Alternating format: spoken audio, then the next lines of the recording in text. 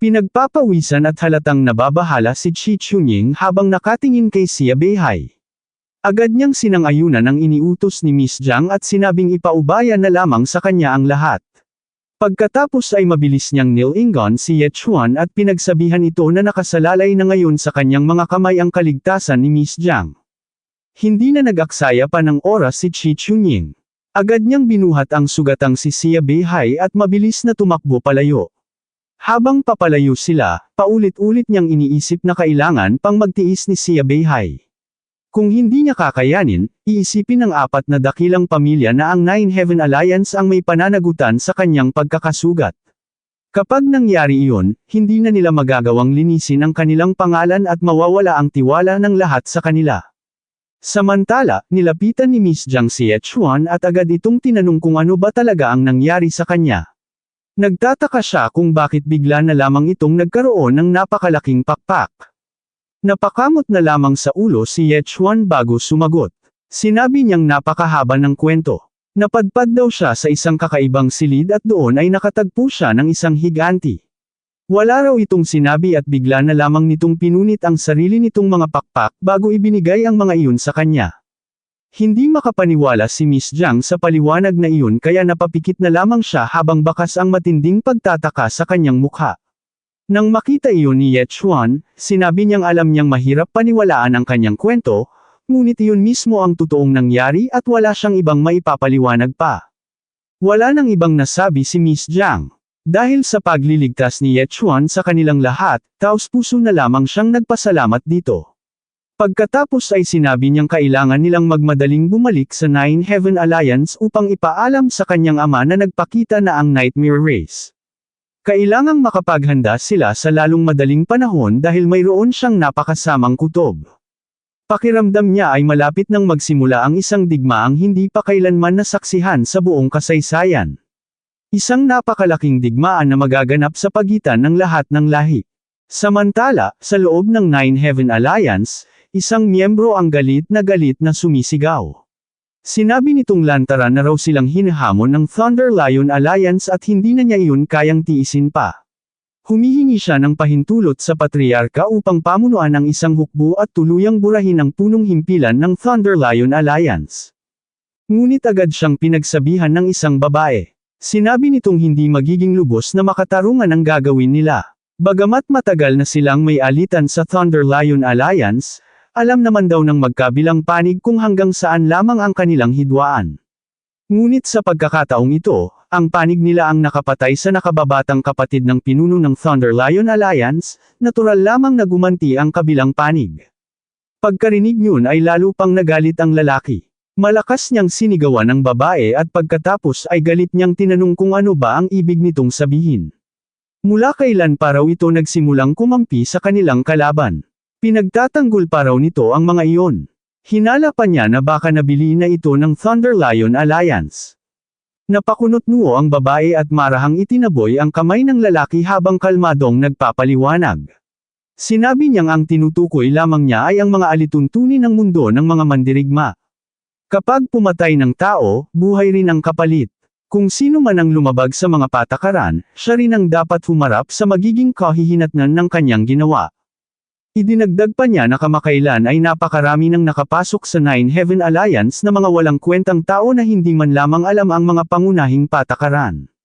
Tinanong niya ang lalaki kung sila ba ang dapat na laging maglinis sa lahat ng kaguluhang ang mismong mga ito rin ang may kagagawan. Ngunit hindi nakinig ang lalaki sa kanyang paliwanag.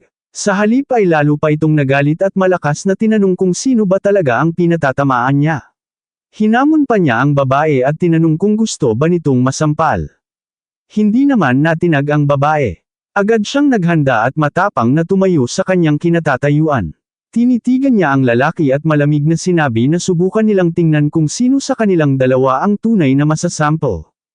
Bago pa man sila tuluyang magsimula sa kanilang laban, biglang tumayo sa kanilang harapan si Miss Jiang at agad silang pinatigil.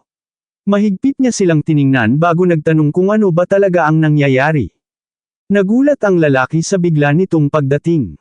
Agad siyang nagpaliwanag na kalahating oras na ang nakalipas mula nang matagpuan nila si Uncle Chen na malubhang sugatan at iniwan sa mismong harapan ng kanilang tarangkahan. Bukod pa roon, nag-iwan din ang Thunder Lion Alliance ng isang mensahe. Inuutos umano nila sa Nine Heaven Alliance na isuko ang taong tinatawag nilang tagakatay ng baboy. Pagkarinig yun ay biglang napalingon si Miss Jiang sa lalaki. Halatang hindi siya makapaniwala sa narinig kaya agad niyang itinanong kung nasaan si Uncle Chen at kung kumusta na ang kalagayan nito. Agad namang itinuro ng lalaki ang direksyon at sinabi niyang dinala na si Uncle Chen sa Nether Demon Pool upang gamutin.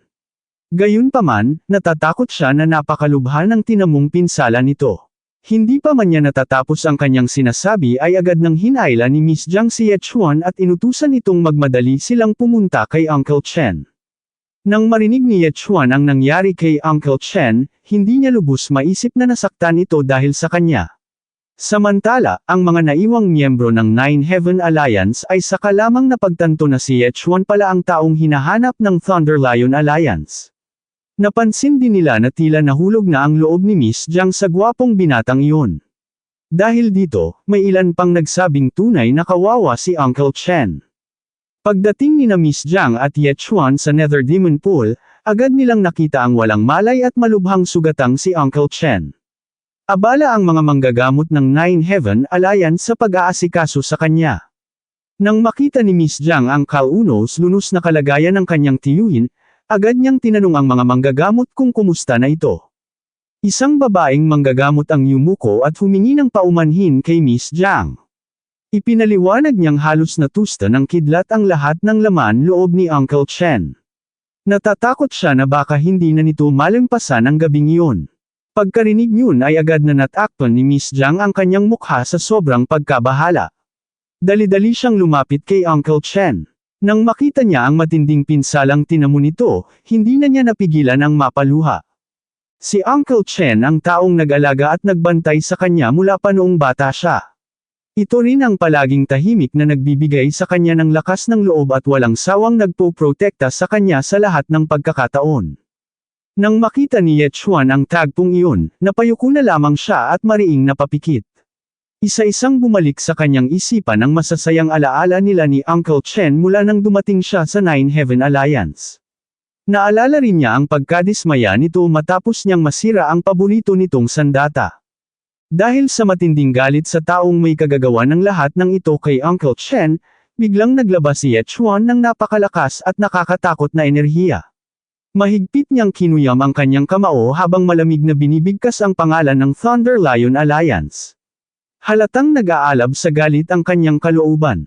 Samantala, habang patuloy pa ring umiiyak si Miss Jiang, nakiusap siya sa babaeng manggagamot. Sinabi niyang tiyak na mayroon pang paraan upang mailigtas si Uncle Chen.